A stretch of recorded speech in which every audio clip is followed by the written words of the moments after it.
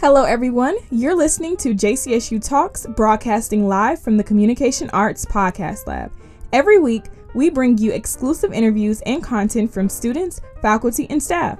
Tune in every week on Apple Podcasts and YouTube to find out the great things happening within our campus community. Stay tuned for today's episode.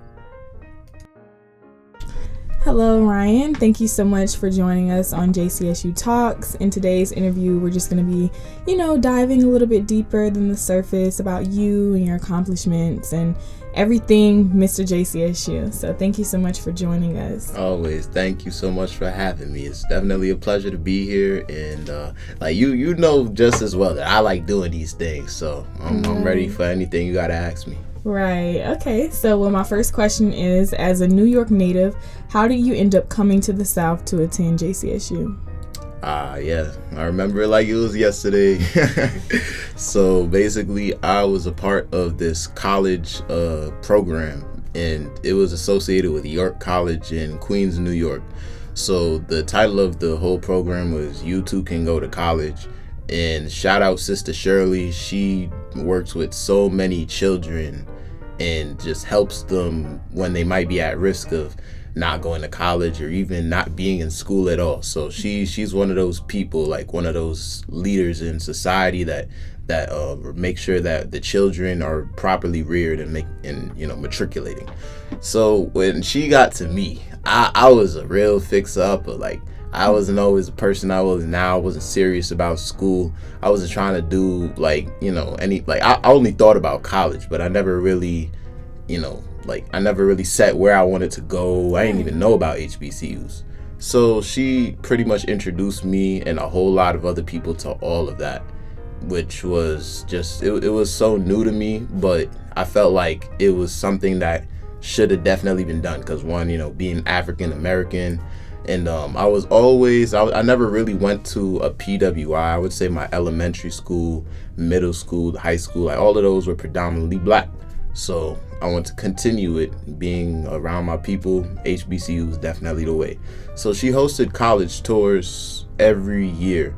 However, COVID kind of toned it down. So it's like she hasn't been doing them recently, or at least going as far as she used to. But for the college tours, she used to come from New York, go all the way as far as Atlanta, then come back around to North Carolina. Mm-hmm. And Johnson C. Smith used to always be last on the tour.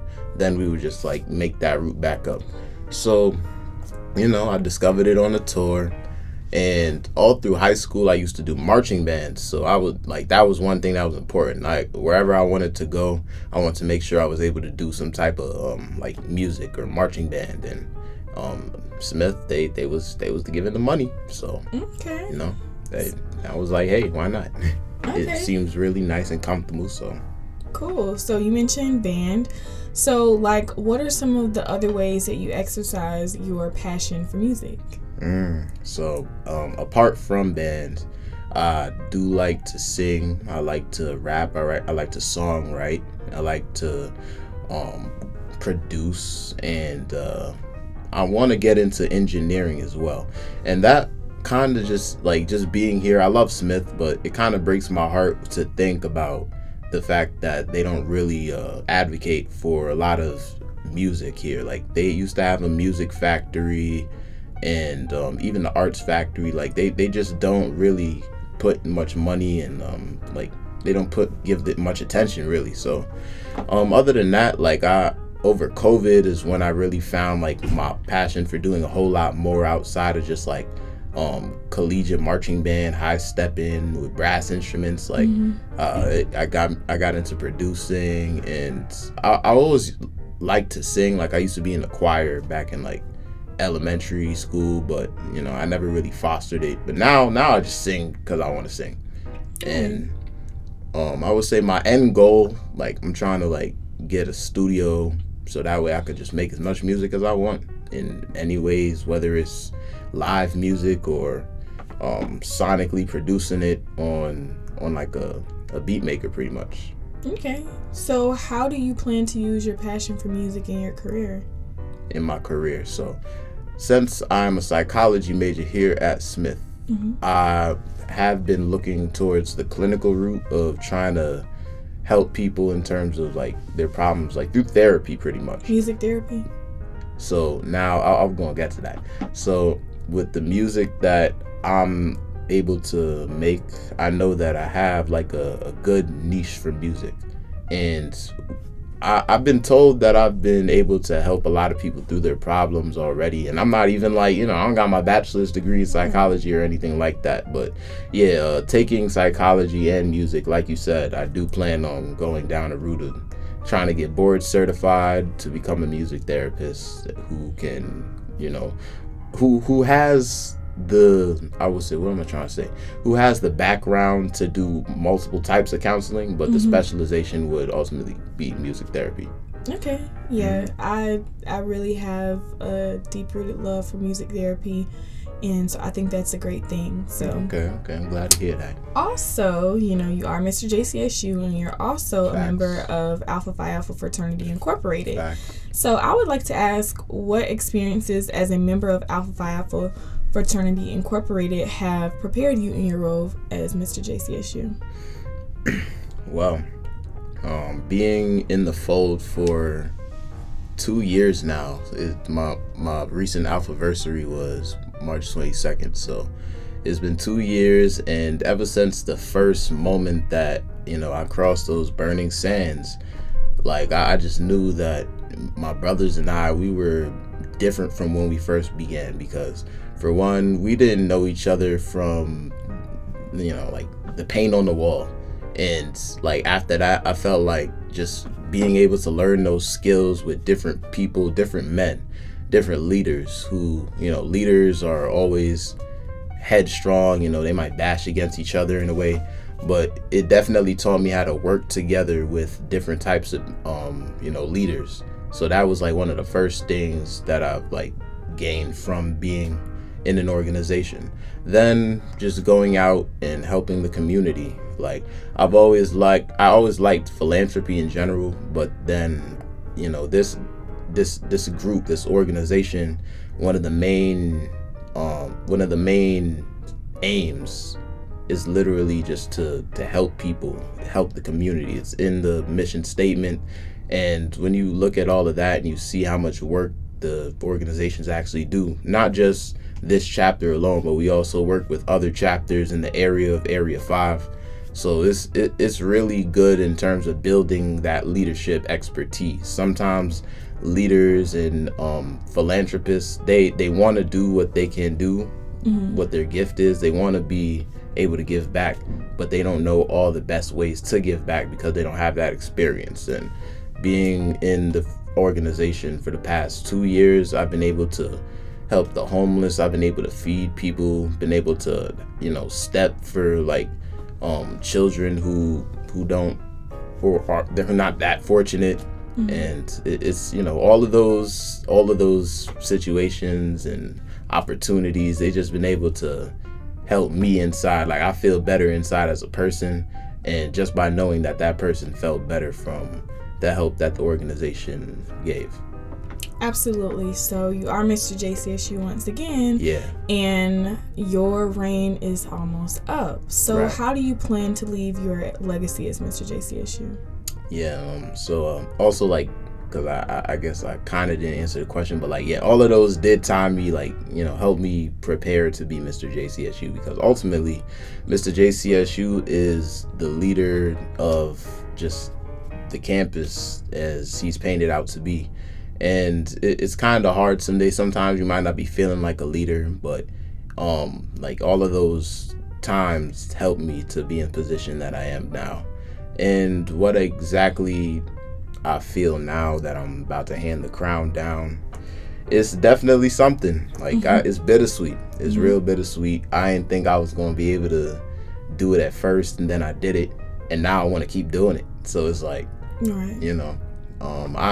I just like, yeah, like it definitely is a bittersweet moment. And I know down the line, I'm probably going to want to do a whole bunch of other leadership opportunities, whether it's in a corporation or just trying to be a leader. But I know now that I don't necessarily need to wear a crown and a sash to be a leader.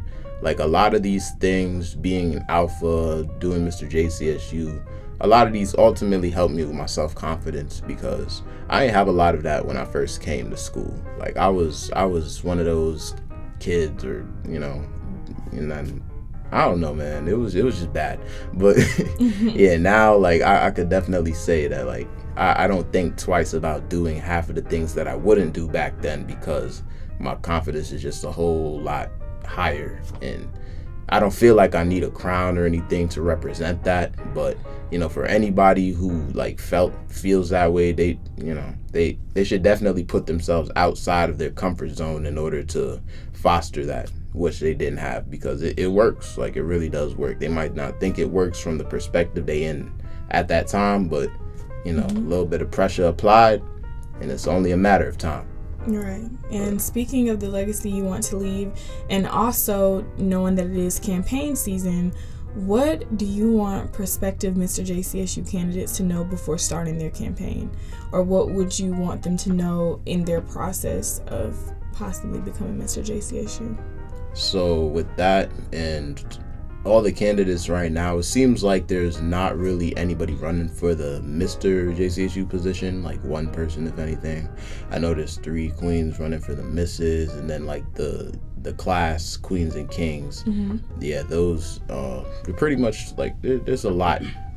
So with everybody running, the only advice I have to give is to campaign the hardest you can. No idea is I think each and every idea all the way through, because there's a lot of great campaigning ideas that people have, and they might not do it because they just feel like it's not going to be that thing that gets them the most votes, or but I guess to be original and to really show who you are through your ideas and innovation, that's what people look for when it comes to leadership, because we want somebody who's going to be able to represent the campus in terms of like innovating it, and the campus is doing a whole bunch of upgrading right now, so to have a king that would help be able to foster all of that is probably what we need right now. King, queen, and just leaders overall, even for SGA.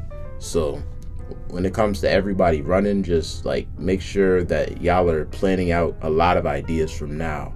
Even if you don't win the position, you can still be of help and service to whoever is in the position just by having ideas. It's not all about getting the position and the title, because if you are who you are at the end of the day, if you're really a queen and a king, none of this really should matter to you, because that's all it is to me. It's all a popularity competition, if I'm being quite frank. But what it does, it definitely helps like bring out that person's ego. So seeing where your ego is at, in like if you have a crown on and your ego is like kind of trash, then that's gonna show.